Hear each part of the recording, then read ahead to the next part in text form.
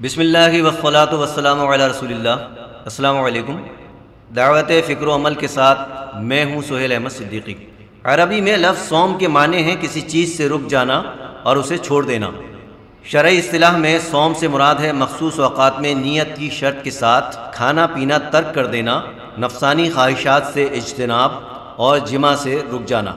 اتفاق کی بات ہے کہ ہمارے یہاں اس کا فارسی متبادل لفظ روزہ زیادہ استعمال ہوتا ہے، بالکل اسی طرح جیسے نماز کے لیے عربی لفظ صلاۃ کا استعمال کم اور فارسی نام نماز کا زیادہ۔ یہ کوئی متنازع فی مسئلہ نہیں، نہ ہی اس میں غیر ضروری شدت کرنا چاہیے۔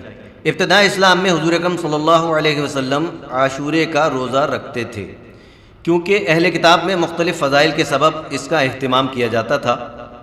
سن 2 ہجری میں رمضان المبارک کے روزے فرض ہونے کے بعد محبوب خدا صلی اللہ علیہ وسلم نے مسلمانوں سے ارشاد فرمایا کہ جو شخص چاہے اس دن یعنی عاشورے کا روزہ رکھے اور جو چاہے نہ رکھے۔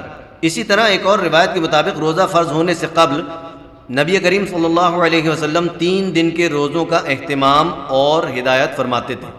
پھر دیگر روایات سے معلوم ہوتا ہے کہ ذاتی طور پر رسول مقبول صلی اللہ علیہ وسلم مختلف مواقع پر کثرت سے روزے رکھتے تھے، مگر رمضان شریف کے روزوں کی فرضیت کے بعد ان روزوں کی حیثیت مسنون یعنی سنت کی ہو گئی۔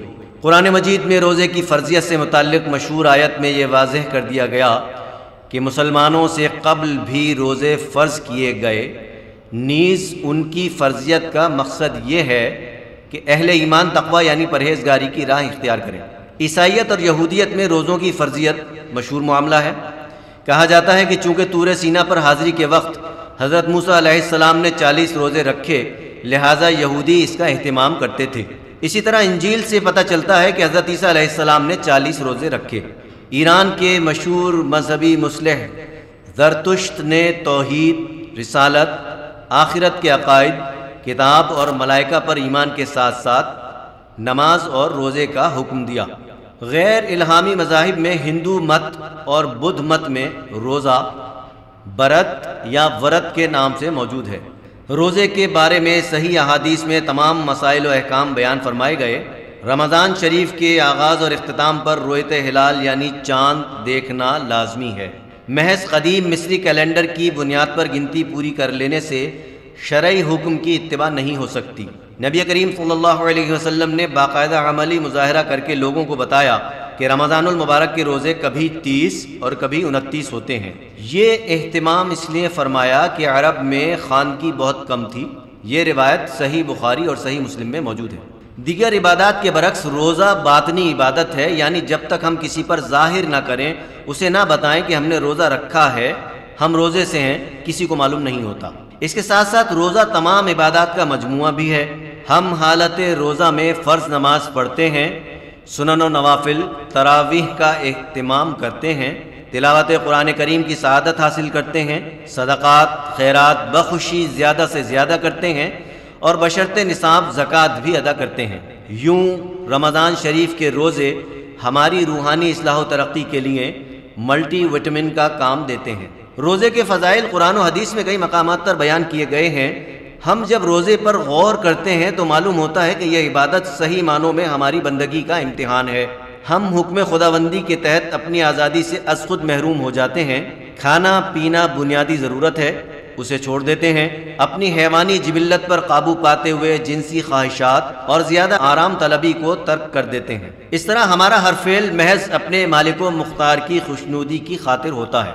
جب کوئی شخص انفرادی طور پر کوئی کام کر رہا ہو اور آس پاس کے لوگ اس میں شامل نہ ہوں تو وہ اپنے ماحول میں اجنبی نظر آتا ہے، مگر جب تمام لوگ اس فعل میں شامل ہوں تو مجموعی فضا بہت خوشگوار ہو جاتی ہے، جیسا کہ رمضان شریف میں ہوتا ہے۔ تقریباً تمام مسلمان روزے سے ہوتے ہیں اور مختلف عبادات میں مشغول ہو کر رحمت الہی کے حصول کی اجتماعی کوشش کرتے ہیں۔ تمام دن عبادت کا سلسلہ جاری رہنا اور ہمہ وقت اپنے خالق و مالک کو یاد رکھنا، یہ صرف روزے کے طفیل ہی ممکن ہوتا ہے۔ اہل ایمان کی روحانی بلندی کا اس سے بڑا موقع اور مظہر کوئی نہیں۔ روزے کا ایک نمایاں فائدہ یہ ہے کہ اس کے سبب انسان رنگ، نسل، قوم، قبیلے، ملک کے سانچوں سے فکری طور پر آزاد ہو کر محض ایک بندہ خدا کے تصور واحد کا عملی نمونہ پیش کرتا ہے۔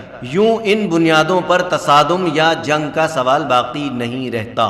اسی طرح جب مسلمان اس عبادت کے طفیل امداد باہمی کا مظاہرہ کرتے ہیں، روزہ دار کا روزہ افطار کرا کے بھی ثواب اور دلی طمانینت حاصل کرتے ہیں، تو ایسے میں امیر غریب کا سماجی فرق بھی مٹ جاتا ہے۔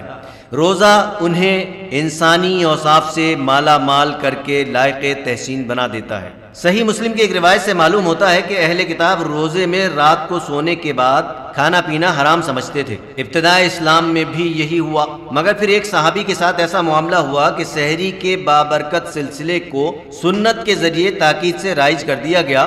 یوں ہمارا روزہ دوسری شریعتوں سے مختلف اور افضل ہو گیا۔ رب کائنات ہمیں اس منفرد عبادت کا صحیح شعور اور عمل کی توفیق عطا فرمائے، آمین۔ اب حاضرین میں سے کسی کے ذہن میں کوئی سوال ابھرتا ہو تو جواب کے لیے میں حاضر ہوں۔ السلام علیکم، میرا نام محمد عادل ہے۔ میں نے آپ سے یہ سوال پوچھنا ہے کہ رمضان شریف کے روزے کب فرض ہوئے؟ رمضان شریف کے روزے سن 2 ہجری میں فرض کیے گئے۔ السلام علیکم سر، میرا نام نصرت عظمیٰ ہے اور میں آپ سے ایک کویسچن کرنا چاہ رہی تھی کہ روزوں کی فرضیت نبی کریم صلی اللہ علیہ وآلہ وسلم کی بعثت کے 14-15 سال بعد یعنی خاصی تاخیر سے ہوئی، اس کی کیا وجہ ہے؟ جی اچھا سوال ہے۔ معاملہ یہ ہے کہ اللہ تعالیٰ نے تمام شریعت کو ایک ساتھ بیک وقت نافذ نہیں کیا کہ لوگوں کو کہا ہو کہ نماز پڑھ لو، روزہ رکھ لو، حج اور زکوٰۃ، بلکہ اس کو اس طرح سے ترتیب وار بتدریج آہستہ آہستہ احکام کو نازل کیا اور نافذ فرمایا اپنے نبی صلی اللہ علیہ وسلم کے ذریعے کہ لوگ ایک ایک کر کے ہر کام کے ہر عمل کے عادی ہو جائیں۔ مثلا پہلے نماز فرض کی گئی تو نماز بھی حضور اکرم صلی اللہ علیہ وسلم کے بعثت کے اعلان کے ساتھ ہی، نبوت کے اعلان کے ساتھ ہی فرض نہیں ہوئی، بلکہ اس کے لیے کچھ عرصہ رکھا گیا کہ لوگ پہلے عادی ہو جائیں اللہ کی عبادت کے، لوگ پہلے اللہ کی طرف راغب ہو جائیں، رجوع کر لیں، تو پھر ایک نماز کا پورا سسٹم انہیں دیا گیا۔ تو یہی معاملہ روزے کا ہے کہ انہیں یعنی اسلام قبول کرتے ہی یہ نہیں کہا گیا کہ اللہ کی راہ میں بھوکے پیاسے اور اس طرح یہ عبادت کرو، بلکہ ان کو وقت دیا گیا۔ تو یہ جو 14-15 سال کی مدت ہے یہ گویا ایک ان کو ذہنی طور پر تیار کرنے کے لیے تھی۔ اچھا سہیل، پھر میں حاضر ہوں بحثیت پروڈیوسر چونکہ موجود ہوں ریکارڈنگ کے دوران میں یہ جاننا چاہوں گی یہ باب الریان کا ہم تذکرہ سنتے ہیں، یہ کیا ہے؟ جی باب الریان سے مراد جنت میں اللہ تعالیٰ کی طرف سے مخصوص کیا گیا وہ دروازہ ہے جس سے کہ صرف اور صرف روزہ دار داخل ہوں گے، اور یہ فضیلت اللہ تعالیٰ نے ان کو اس بنا پر عطا فرمائی ہے کہ اللہ تعالیٰ فرماتا ہے کہ روزہ میرے لیے ہے اور اس کا ثواب میں دوں گا۔ باقی عبادات کا تو تعلق کسی نہ کسی حوالے سے بندوں سے ہو جاتا ہے، مگر یہ روزہ براہ راست اس طرح سے ہے کہ اس کا ثواب اللہ تعالیٰ براہ راست دینا پسند فرماتا ہے۔ وآخر دعوانا ان الحمد للہ رب العالمین۔